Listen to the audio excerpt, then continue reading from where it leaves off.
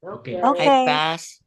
Good evening, But Yeah. friends, and welcome to the United Meds Church. Thank God it's Friday prayer meeting of the Daily City United Methodist Church. And before anything else, we would like to request our church lay leader as well as our Sunday school teacher, Kuya Bernie Gayagoy, to lead us in our opening prayer. Kuya Bernie, kindly pray po. Pastor.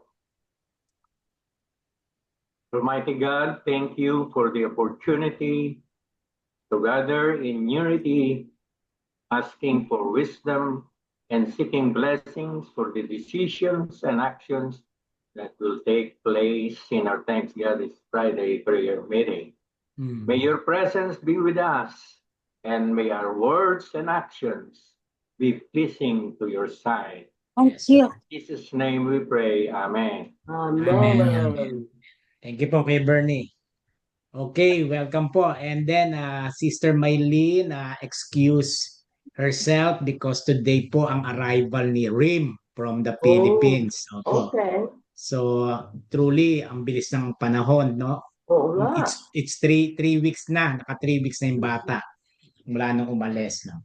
So any good news po, any praise news that you would like to share, any thanksgiving that you would like to share for the glory of God?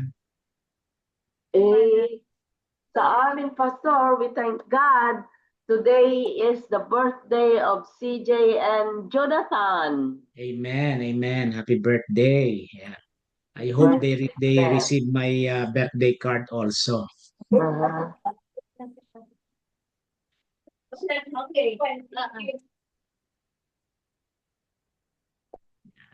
Okay, happy birthday po sa kanilang ano ba magtawag diyan kasi si CJ tapos si Jonathan. Ano po ba sa Pilipino yung pagkaganon? 'Di ba may maghipag, magbilas kasi pamangkin, 'di ba pamangkin to eh. Tiyuhin ni CJ si Yeah, si Jonathan. Yeah. Jonathan.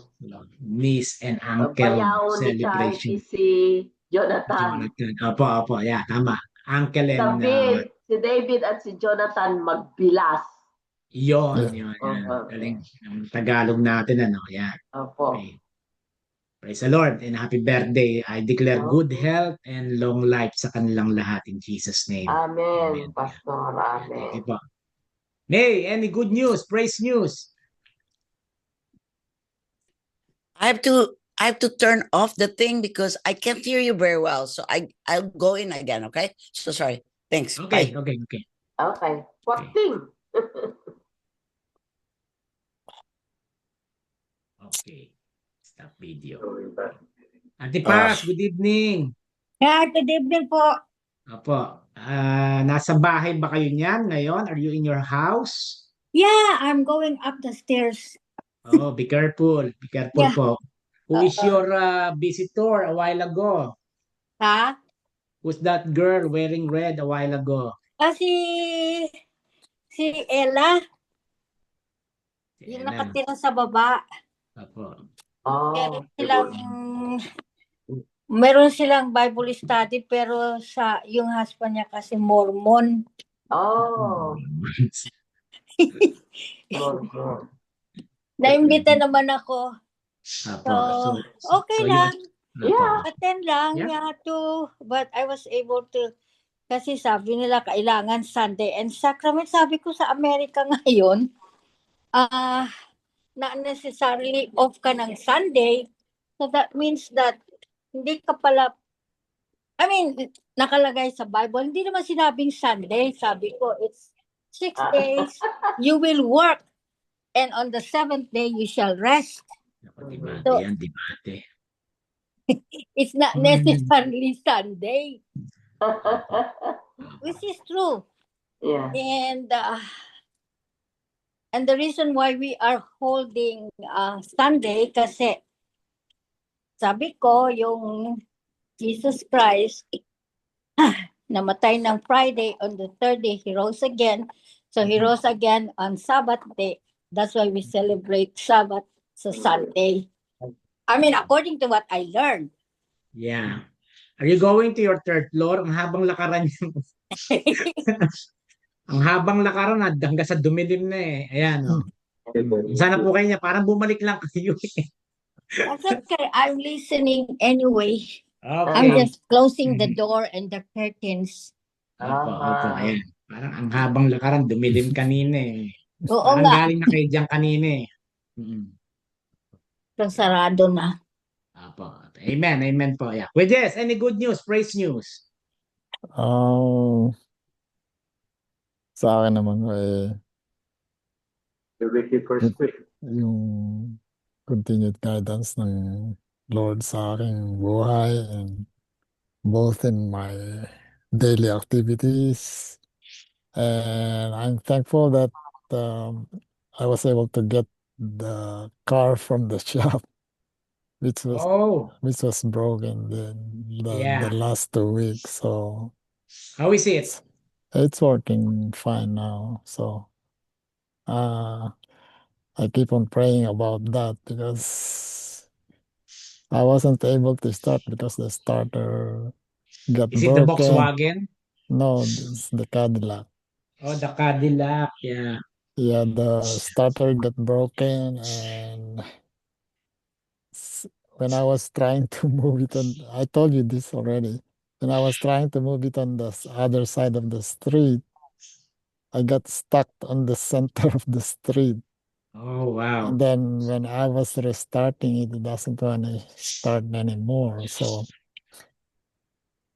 I tried to push it a little bit, but anyway, I had a problem too of towing it because I don't have any. AAA? Yeah, and I googled the towing capacity or towing privileges from From of your triple- insurance. AAA Yeah. because Janice is on insurance is AAA.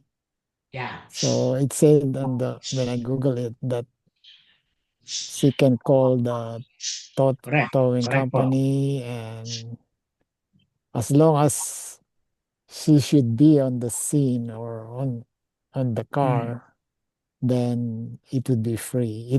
I will get the or the benefit of that. So that's what I did, and that's what happened. So I was able to bring the car to the shop through the towing company. That's good. So and Opo. it stayed there. I brought it on Monday, and I just picked it up today, the car, and it's fixed now. And I'm very you know, when something is wrong with our cars, I always think about it and pray about it because I know that with God's guidance and everything, you know, everything will be okay. And that's what happened. So I'm very, very thankful to God about that.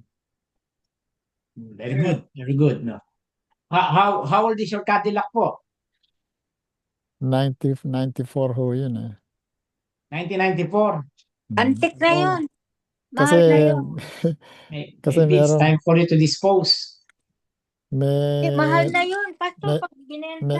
may sentimental value kasi yung Cadillac na yun. Kasi ang binili ko ho yun sa may-ari na kumpanya namin eh. Sa presidente ng kumpanya namin. Sa Yeah. Kellimore Paint. So, So how many vehicles do you have in your house? actually 6. 6?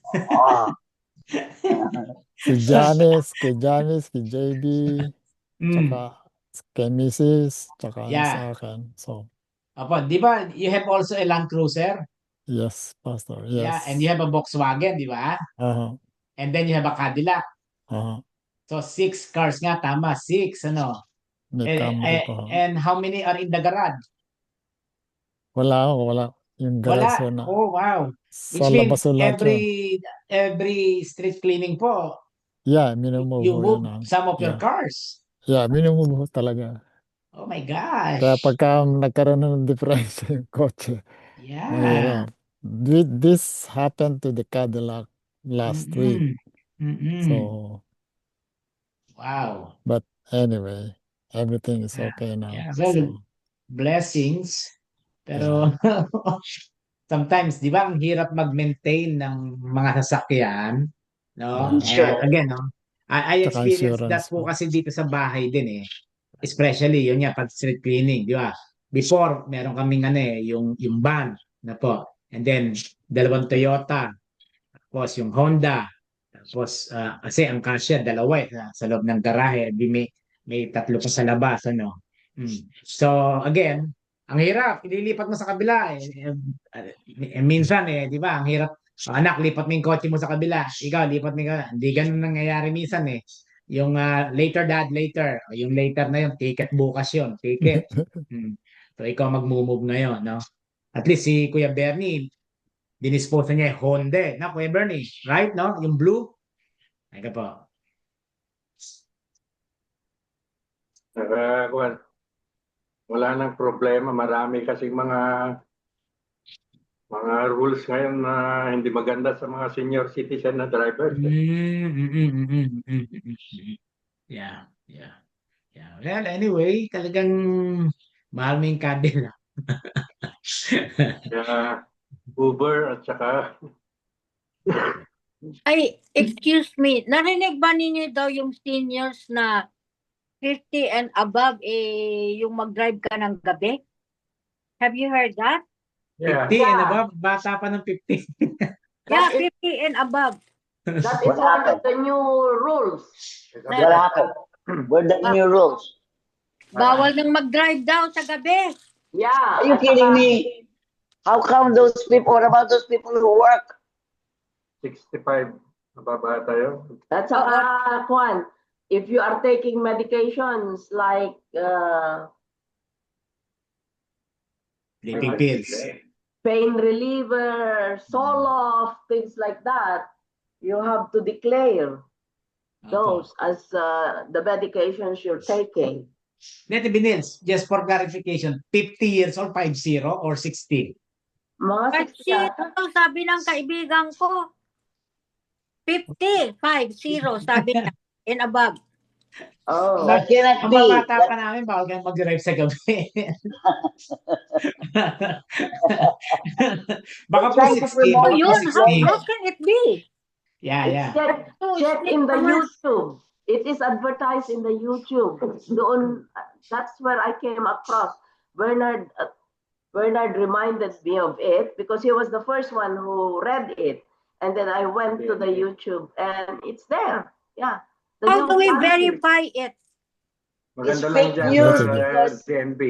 If you are a senior citizen, hindi ka na magte-take ng written test. Ang check upin na sa iyo yung eyesight mo at saka hearing ata. Hindi nag-test ako. Mag-written test ka, maski bagsak ka, pasado ka.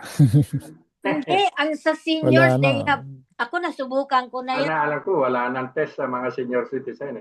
Nasubukan ko Ayun, na yun, pero pag sabihin mo, I don't know how to use the computer, you will go someplace, they let you read, ang mga questions, ang dadali. Pero kung sa computer, mahirap. Hindi, pwede ka namang mag-request ng paper test. Oo nga, mas madali yung paper test kaysa My last exam was when was that? When I turned 72. Last 72. I requested for paper and pencil exam. mas madali ang test, ano? Nakapasa naman. Kaysa, Pero sabi nila, when I took the test, after 5 years, you will have another test again. Sabi Yeah. naman nila. yeah, Pero written test. I think I took the test twice after 5 years. Pero ngayon, ala na, yung mata na lang. Yeah. Tama yung sinabi ni Cannot Bern. be because Trump is 78, 80 years old. So I know he doesn't drive, but that is crazy because people like me, I'm 67. I need to drive because I still go to work. So what are they talking about? You just tell them, I do work. If you want to pay me without working, fine. Or you want to drive me to work. Oh, give me that Uber money. Yeah, Yung, I le- know. yung, But yung, my friend is telling me, be careful, ate, when you're driving. Ay, nako. I don't know. yung, But is there a way to verify it kaya? Google it just, again.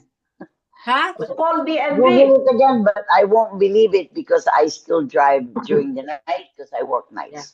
I know. I should take time to go to the MV and Call DMV.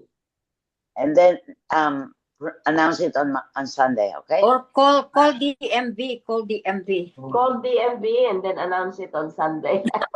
Eh, Angkas, bumili ka na Actually ng, po, wala eh. Tinignan ko eh. bumili ka ng Waymo para may driver ka na Kaya kumuha ka ng Tesla. Sabihin mo, I'm not the one driving. It's the car that's driving itself.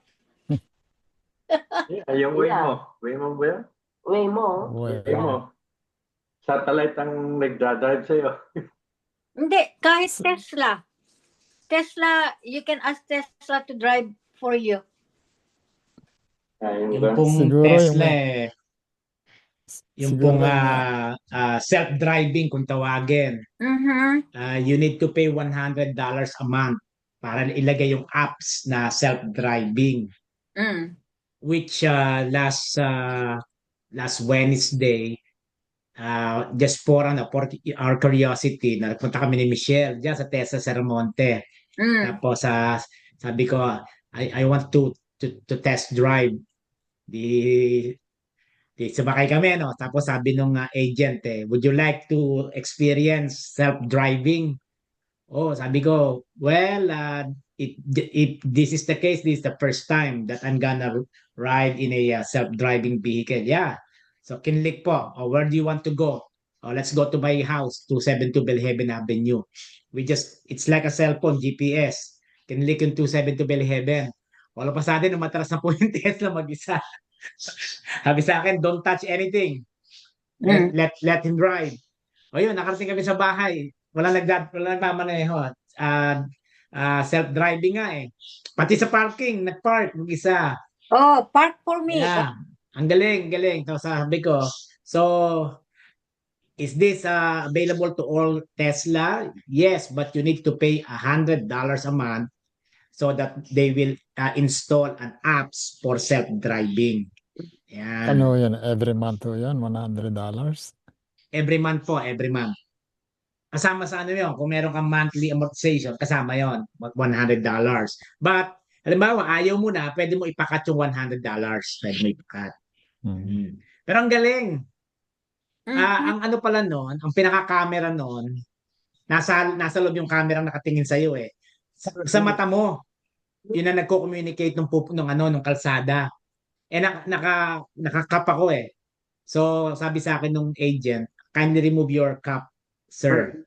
Kasi yung sensor sa mata mo, yan ang pinaka-driver niya ng camera. So, huwag kang titingin ng matagal sa malayo kasi hindi niya mamomonitor yung kalsada.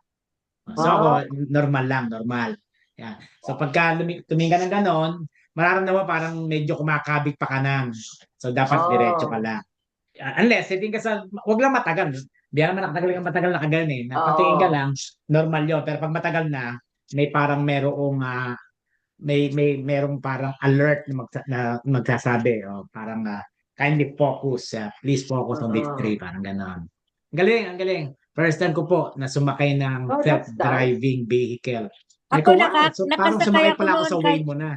Nakasakay ako kay Elizabeth kasi may Tesla yun eh. Bati na kayo. Ay, hindi pa. We have not talked to each other yet. That was Nasakay the kayo sa Kenbet. That was the last time, last Saturday. Bago yun eh. Bago yung Tesla niya. Oo, kasi nag-upgrade siya. Yes, opo. Nag-trade in. Okay, so I think it's time for us to listen or watch our devotion for this evening. Ano po? So, with that, sandali lang po. I will click our video for tonight. Okay.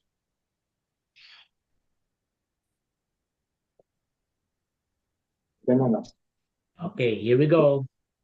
Do you obey God? Do you obey His word? Obedience means that you follow God's will. God's will can be found in God's word.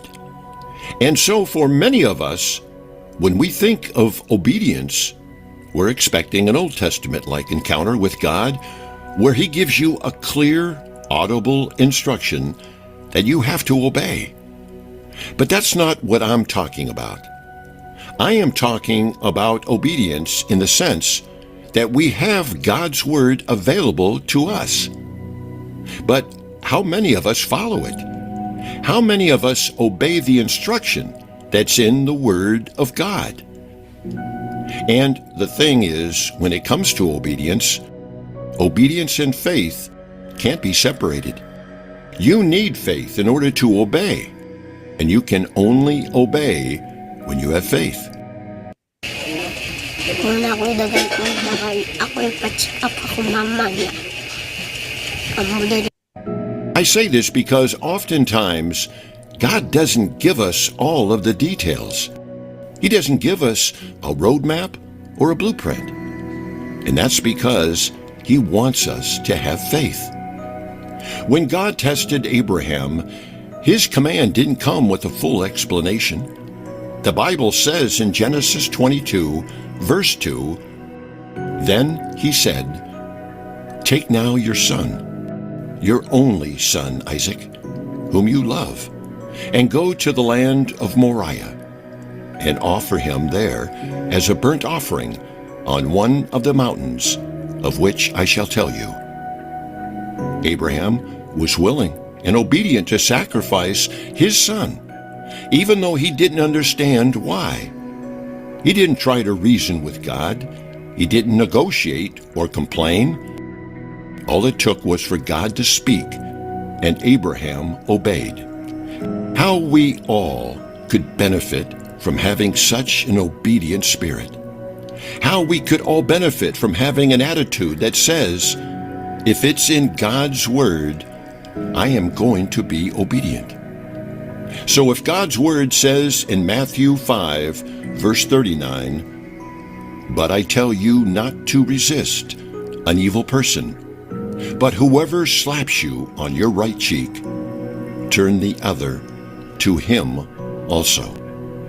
If God's word tells me that bad company corrupts good character, then I should be obedient and be careful about the company I keep. If the Lord's word says, "Pray without ceasing," if it tells me, "Do not fear," or "Do not be anxious for nothing," then my only objective is to believe and obey. Once Abraham obeyed God's command to sacrifice Isaac. The Bible says in Genesis 22, verse 15 to 17, "Then the angel of the Lord called again to Abraham from heaven.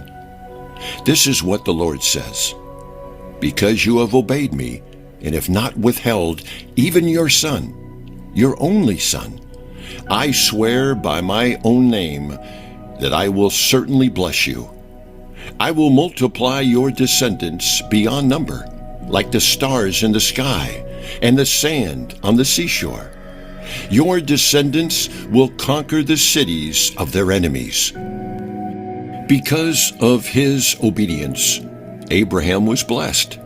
However, with all of this being said, I would like to let you know that there is pain that comes with disobedience.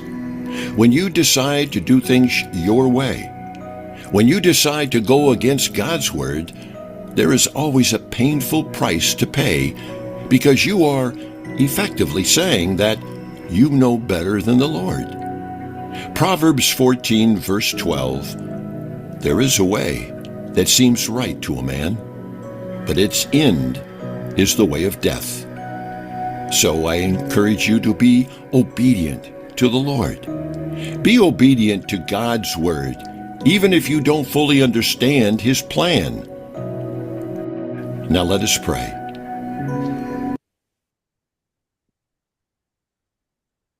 Amen. Lord Jesus, I realize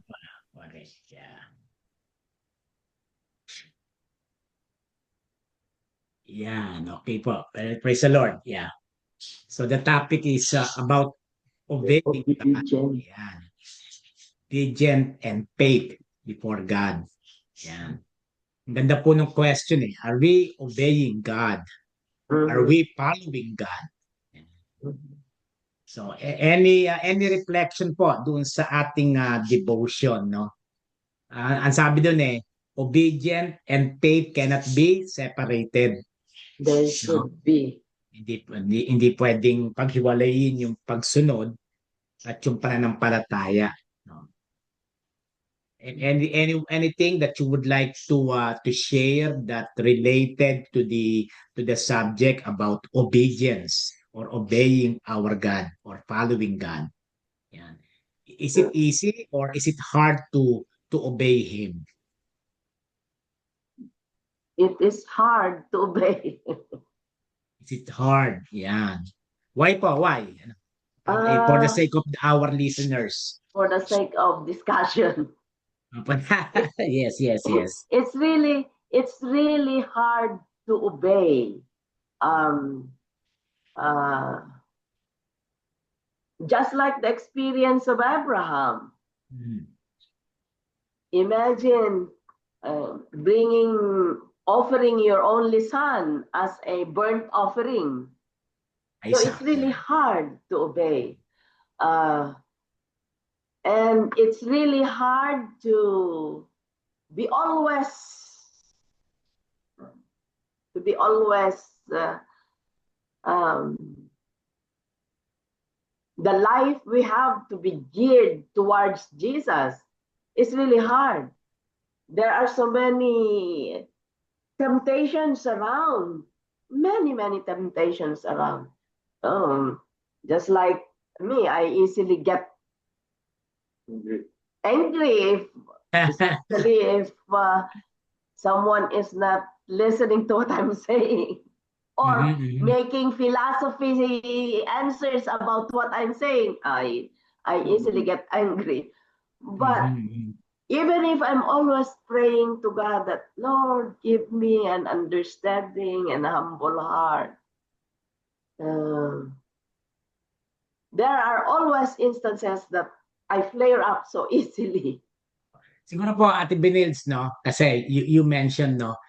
We're talking about obeying God, no po? Although yung inyong example yung madali kayo mairita, mainis, magalit, no? Yeah. So paano po magko-contextualize yung you are obeying God doon sa kinukwento nyong sometimes may kausap ka, pilosopo, okay, sometimes you are asking for something pero hindi sinusunod.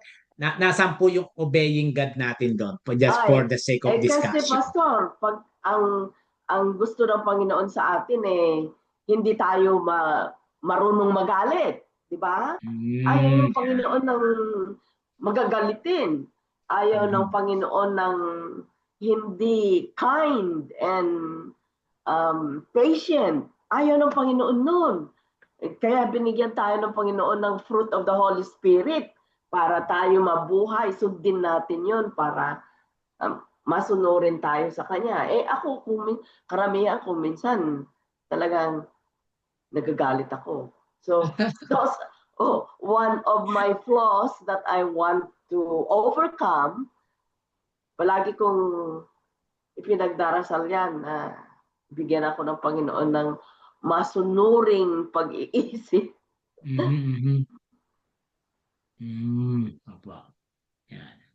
So, actually, biblically po, no? Anger itself is not automatically sinful. Ano po? If you have your Bible with you, sabi po doon, kindly open your Bible in Ephesians chapter 4, verse 26. Ephesians, I'm correct po. Ephesians chapter 4, verse 26, according to St. Paul. Okay, 26. It says, and don't sin by letting anger control you. Okay. Ano po, yan. Be angry and do not sin. Don't let the sun go down while you are still angry. gives a foothold to the devil. Apo. That's Yes. in verse Ephesians 4:26. 27. Apo, pero hanggang 26 lang tayo. Be angry Okay. Yeah. and do not sin. Apo, no? Uh-huh. Kasi Well, even si God nagalit din. Ano po? Sa Psalms 103 verse 8. And if I'm correct, even si Jesus, no? Nagalit din dun sa Mark chapter 3 verse 5. Ano po? Sa Yan. temple. Or Matthew chapter Temple. 21. Opo, regarding sa temple. Jesus cleanses the temple, no? This was not sinful rage but moral indignation at corruption in worship, no? Mhm. So maganda 'yon, no? Yung example ni Ate Binils, no? We are trying to be obedient Mhm. by controlling ourselves, no? Yeah. Pero sometimes talagang parang time bomb sumasabog. But again, ang sabi nga pwede ka magalit, no? Be angry and do not sin. Ayan. Pa- paano kung magagalit ka na it's gonna be a sin? Paano yun? Sabi ko kang maghuramentado. Very simple, Kuya Jess, ano? Although pag kinonfer natin si Jesus, no, nung siya ay nagalit, pinagtatapon niya yung mga tinda sa temple, di ba? Pinag-iitsa niya, no? Pero that's a different context naman kasi it was a what we call disrespectful sa temple, no? Number one, of course, kaya we need to know, or we need to ask ourselves, bakit ba tayo nagagalit? Siyempre, may dahilan yun eh. Imposibleng nagagalit ka na walang dahilan. Ano? But, pwede ka magalit kasi na because of love eh. Because you love someone. Di ba, no? Pero magiging sinful na yon if you curse that person. Yeah. Kine-curse mo na. No? Nagagalit ka, pumapatay ka ng tao. You killed a person, ano? Pero yung sometimes, pag kine-curse mo na yung tao, minumura mo yung tao, yun, sinful yun. Sinful. It's a sin. No? Kaya nga sabi, again, going back kay Paul, Ephesians chapter 4:26, be angry and do not sin. No? Yan, po. Ako, Pastor, nagagalit ako pero hindi ako, I don't tell bad, yung masamang, yung mga yung mga ganon. Hindi ako, I don't say those words. I never say those words. Pero kasi nagagalit ako, sinasabi ko yung dahilan kaya ako'y nagagalit. Yeah, kaya nga po. Kaya nga sabi sa inyo kayo na, may mga yung depende sa galit natin eh, no? Opo. Number one nga, we need to ask ourselves, ba't ako nagagalit? Kasi may ginawa kang mali. Kaya nga sabi dun sa quote, love the sinner, hate the sin. Yeah. Mahal kita, kaya ako nagagalit. Ate May. All right. So, and you guys be thankful that you still work, Pastor, but the others, Pastor and Benilda and Bernie, does not work. But I'm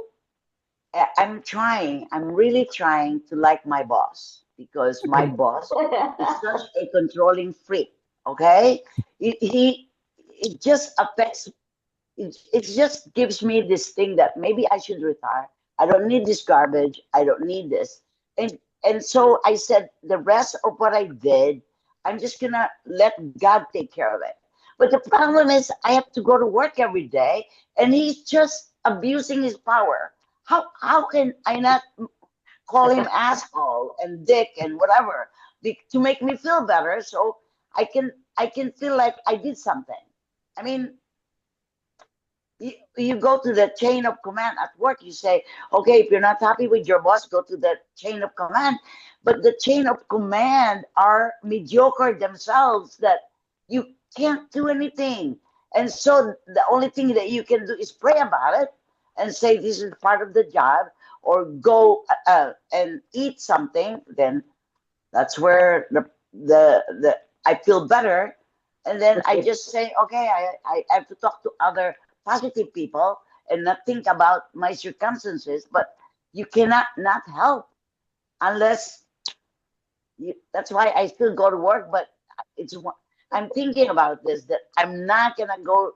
One day I'm just gonna quit, because He's such an asshole. Bad, but it is. Those narcissistic boss, those people that I can tell you, these are my expectations. These are because I am your chain of command. You're supposed to follow me. How can I not sin by calling him names? Oh, you call him names. You Yeah, know what? That's right. You know what? Langisan mo yung boss mo. Langisan mo, halimbawa, magdala ka ng one No, day no, you no. bring cake, one day you Yeah, bring something. Oh, your clothes is very nice, flatter. They call it nip it in the bud. If you're not happy, you tell them. That's what I say. You're the one who's new. I'm the one who's been here a long time, and I know I'm doing my job. But you come here and dictate us on what to do. Come on, you can't do that. But anyhow, I still work. Honey. Okay, to give you a peace of mind, Sister May, no, regarding some of your bad Coworkers. words, okay, that come out from your mouth. If you have your Bible with you, your cell phone or any Bible, would you like to open your Bible in Matthew chapter 12, 36 and 37? Matthew chapter 12, 36 and 37. 36 and 37. Yes, Okay. Matthew 12. Sulat ko nga. 36 and 37. Please Matthew read po. 12. Please read. And I tell you this, you must give an account on Judgment Day for every idle word you speak. The words you say will either acquit you or condemn you. Allah, watch out. Yeah. Yeah. So sa ibang version, I tell you on the day of judgment, people will give account for every careless word they Ah, speak.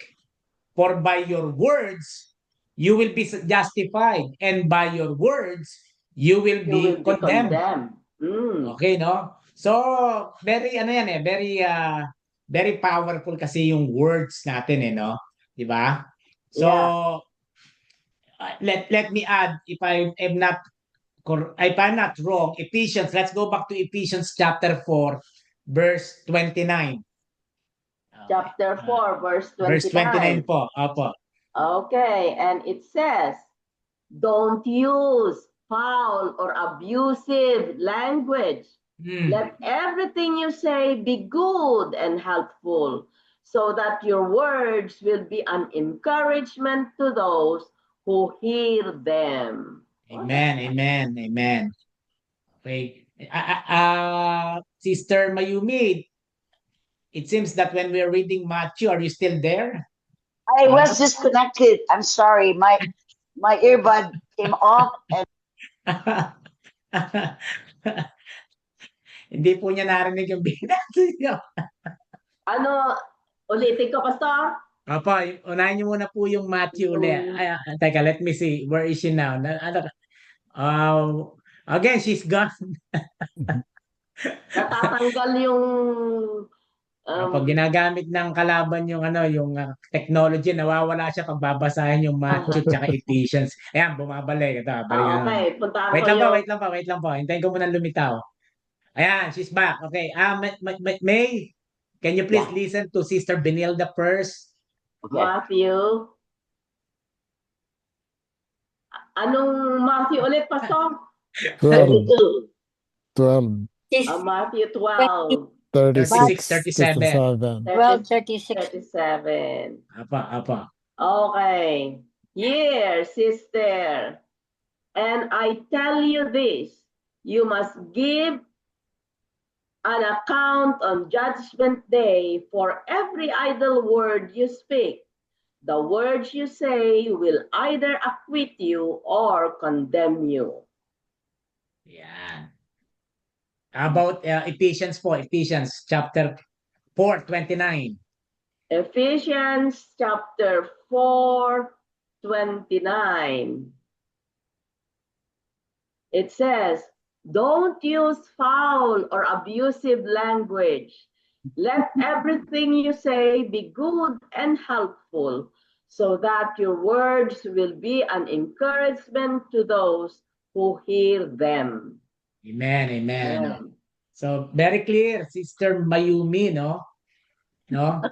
Our words is very powerful eh. Very powerful yan. Sabi doon, going back, no? I tell you, on the day of judgment, people will give account for every careless word they speak. For by your words, you will be justified. And by your words, you will be condemned. No? So I know sometimes we are very emotional, no? But again, by the grace of God, please be reminded of those things that may be the reason, if just in case we may not see the eternal life, because we will be judged according to our words. Yan, okay? So be a blessing. Be a Yeah. blessing. Yan. Yes po, Kuya Bernie. Ah, yung It's easy for you guys to say because you're not there, but I'm trying to understand. I'm trying to pray about it and say, this is how, at least I didn't kill him, right?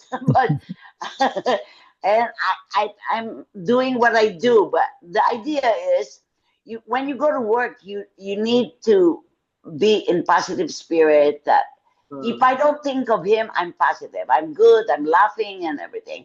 But when he does what he should not be doing, that drive me nuts. And the way to debrief my chest is to talk bad about him, so that I feel better. And so So that's the evil part of it, sister. pray for you. You're talking bad about her and you feel gratified. That's evil, sister. I think the best way to get around it is kaibiganin mo. Halimbawa, one day magdala ka ng something and then find out what he likes, you know? Yeah, that I really pray. works. Halimbawa, yung gano'n na, find out what he really likes, what makes him, you know, in good mood. That's what I did in my work before. Akala mo, as a reservation agent, it's very tough because you don't know, you're talking to a customer and all of a sudden in bad mood ka, they are monitoring you. They are monitoring, you don't know when they are going to monitor you. So you have to be nice all the time. Bribery Pero, yun. Miss ha? Nasa. Bribery. Yeah, even in AT&T. When I was at the AT&T, you don't know when they will monitor you. So you have to be nice all the time. Kaibiganin mo yung boss mo. I pray for him to be fired. That's what I'm doing. No. Yes, Kuya Oh, Bernie. Let's listen to Kuya Bernie. Okay, Bernie. Okay, Pastor, yung napakinggan natin kanina, you can never have obedient if you don't have faith, and you Yes. will never have faith if you are not obedient. And mostly, kinuha niya mga reference niya to qualify his statement in the Old Testament. Yeah. Now, if we go to the New Testament, in John 14, verse 15, it says, if you love me, keep my commands. From the New International Version. Ano ba ang commands na ito? Is it the Mosaic Law? Is it the Ten Commandments? Or the two greatest law na madaling maintindihan? Love God with all your heart, soul, mind, strength. Love your neighbor as you love yourself. Ano bang commands ang tinutumbok ng commands na ito, Pastor? Ano po yan, John? Ano po yan, John? 14, 15. John 14, verse 15. John 14, verse 15. Teka, tanggapin ko lang po si May. Nawala na naman eh. Ito lang po. Ate May, like ka nawawala pagka Yes, I good. do, but I'm very sorry. I'm so stupid about that. But No, I- you're not stupid. Don't say that. Don't call your name that way. I miss what Mr. Yeah. Bernie said. I'm sorry. Yeah. So, Kuya Never Bernie, call yourself maybe stupid. for the sake of Sister Make, would you like to say it again po, yung John 14:15, and then can you again state your question for her sake po? Thank you very much. Thank you. In the New Testament about obedience to God as love and faith. It says in John 14:15, New International Version, if you love me, keep my commands. Commandment, yeah. What is God referring to? Is it the Mosaic Law that we read in the Old Testament, or the Ten Commandments, or the two greatest commandments that Jesus Christ gave to Love us? your To love neighbor God with all your heart, soul, mind, and strength, and to love your neighbor. as yourself. To love your neighbor as you love yourself. So, here's the answer po mga kapatid na po. Jesus Christ is not primarily referring to the Mosaic ceremonial law. Na po? Kasi yung Mosaic ceremonial law, it's all about dietary rules, sacrifices, ritual purity. He is referring po to his commandment, the moral and relational commands he has given his disciples. Na po? So again, a new commandment, he said, a new commandment I give to you, that you love one another as I have loved you. Which means, ito po ay, it's all about, not about the ceremonial law, but it is the love of God to the humanity po, no? Hindi siya yung ceremonial, no? Which means ang context during ito pong context ito ay yung farewell disclosure in John 14 bago po umalis ang Panginoon, bago siya ipako, no? So again, doon sa tanong nyo, ito po ay hindi Mosaic law. Ito po ay yung talagang yung greatest commandment ng ating Panginoon, love one another. Yan. So, Love means obedience, not fear. yeah. So, nandyan na yung relationship natin with other people. Kaya, sabi ko, it's really very difficult to love the unlovable people. But, by prayers and by the strong faith we have may puwang, there is a space for us to be better to them. Amen po. So to end no po, yung pong Mosaic law is all about regulations. No? Yung moral law po is fulfilled in love. Ano? Okay, yun po yung difference doon. Ceremonial Mosaic law is all about regulations. Yun naman pong moral law is all about love. Which is Jesus Christ. Yan. Yeah. So, yung sinabi kasi ni May kanina, no? Wala kasi kayo dito sa aking pwesto, sabi niya, no? Wala kayo dito sa pwesto. Ate May, hindi ko sinasabing hindi kami nagagalit. Nagagalit din kami. Yeah. No? Nagagalit kami. But yung galit natin, no, being a believer, being a Christian, being a follower of Jesus Christ, dapat ang nagko-control sa atin, ayon sa Sunday school, no, ang power ng Holy Spirit, no? Kasi abnormal si Kuya Bernie kung hindi kami nagagalit. Kuya Bernie, hindi ka ba nagagalit? Yeah, it's abnormal, correct. Yeah. Kuya Bernie, ikaw ba nagagalit o hindi? Si Kuya Bernie? Opo. Nagagalit yan. Nagagalit yan. Pero hindi galit yun eh. Kaninang umaga kasi, may pagka mahinang hearing na ni Pinilda eh. Opo. Sabi ko sa kanya ng mahinang salita, kinuha mo ba yung cellphone mo? Sabi na doon naman sa akin, ano? Kaya nilakasan ang boses ko. Kinuha mo ba yung cellphone mo? Tapos sabi ko sa kanya, oh, galit ka pa, sabi ko. Nilakasan ko lang, hindi mo makin. But yeah, I said it louder because you can't hear.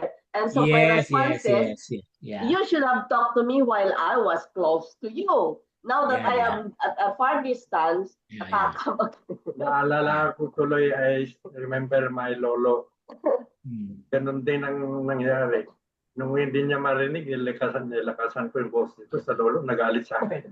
Hindi mo ako sinisigawan. Yes, opo, no. So again, this just a what you call this, a love, a reminder with love, no? Yeah. Na again, rather than i-curse natin yung kinaiinisan natin, no?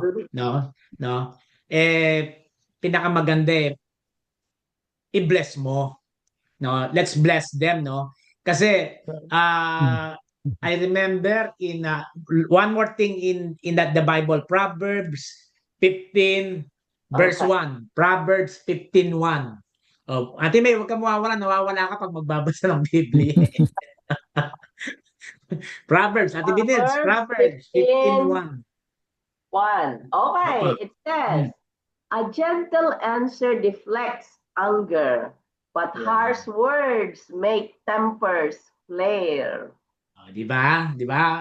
In short, Proverbs 15:1, a gentle answer turns away wrath. No? So, ano yan kaya nga ako, again, by the grace of God, no? We need to, again, every time we're having some difficulties in life, always consult the best teacher. And the best teacher is the Word of God. The Bible. No? Yeah. Diba? So, ano lang yun, mga paalalang may pagmamahal. No? Can I Kasi share nga, again, sige, Kuya Jess, before I pray. Yes, Kuya Jess. with regard to our relationship with our bosses? Ako sa experience ko, personal experience ko, yung boss ko talagang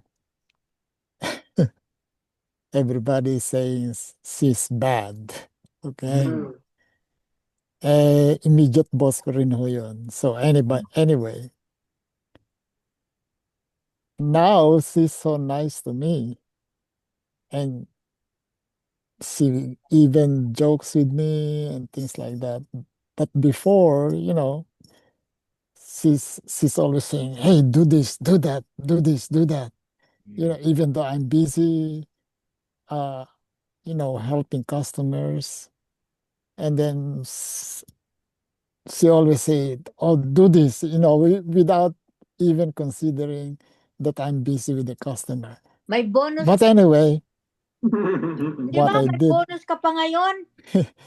what I did, and then I keep on doing this, is every time that she tells me to do something, I do it right away. Every time that what she wants me to be done, I do it right away. And then she sees that, I'm doing it, and the results. And what I'm trying to say is, you have to have a good relationship with your boss by doing what he or she wants you to do. And also there's some requirements as I work, like you have to do this, what we call AP for me or Lowe's University, and I do it right away. And I'm just following what she wants to be done. So she's got no questions on me because I'm doing it right away or doing it diligently. So to cut our conversation, tandaan natin to, we cannot please everybody. Yeah. Yeah, that's true. We cannot. But the best thing that we can do for them and even for ourselves is pray for them, praying for them. Yeah. Yeah. Kasi at the end of the day, sabi nga natin, haharap tayo lahat sa Panginoon. And not only that, before I pray, to cut the long story short, Ate May, masyado kang stress na stress, baka kunin ka na ni Lord sa pagod mo, no? Samantalang yung tao, hindi ka pinoproblema noon. Hindi ka pinoproblema noon. He's really looking for another job. That's what he's doing right now That's because good. he's got a lot of investigation going on about him. So it's not like I'm the only one. And either I get sick or he gets sick, but I have to be strong. And so I stay on my lane. I do my job. And if it doesn't agree with him, I just say this is another day. I'll come to work tomorrow. And worst comes to worst, I quit because. But That's I'm not good. a quitter. You better quit. You better quit.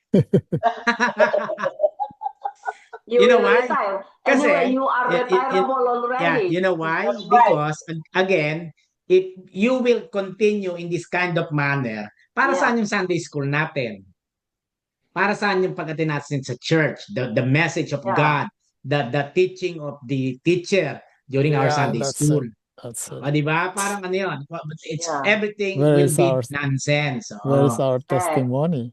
Oh, di ba? Okay. So As to end, let's go to our prayer time. No po? Pastor, Yes, kay Bernie. yung ipinost ko na verse sa UMCD prayer group kaninang umaga para kay Mayumi. Yumi, para sa'yo pala yun. Philippians 4 verse 6, New Living Translation. Don't worry about anything. Instead, pray Not about everything. everything. Yeah. Tell God what you need and thank Him for all He has done. You Amen. see? He's not listening. Amen. But anyhow, that's a Amen. sin. So let's go up in prayer. Let us bow down our heads for the Lord. Hallelujah. To God be the glory. Glory be to God in the highest. Blessed is He who comes in the name of the Lord. Hosanna, Hosanna, Hosanna. Let us pray. Oh God, our Heavenly Father, we come before you today with reverence and gratitude. You are holy, faithful, and full of mercy. You call us not only to hear your word, but to obey it, O God. Father in heaven, we confess that obedience is not always easy, as we heard from Ate Benilda. Too often we learn on our own understanding instead of trusting your perfect will, O God. Forgive us, O God, and shape our hearts to follow you fully. Your word reminds us in John that if we love you, we will keep your commandments. Teach us that obedience is an expression of our love and trust in you. Help us walk in the example of Jesus Christ, who humbly submitted to your will in all things. Father in heaven, we thank you for those celebrating birthdays. Thank you for the gift of their lives and for sustaining them through another year. As they begin a new year, grant them wisdom, grant them strength, and a deeper desire to obey and serve you, O God. We also lift up those celebrating wedding anniversaries. Thank you for your faithfulness in their covenant of love. Continue to bind them together in unity, patience, and grace.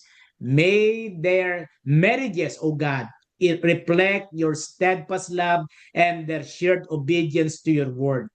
Father God, we especially ask for your continued healing grace upon Sister Charity Chan, Brother Albert Colendres, and upon others among us who are in need of physical, emotional, or spiritual healing, especially Sister May Hammer, O God.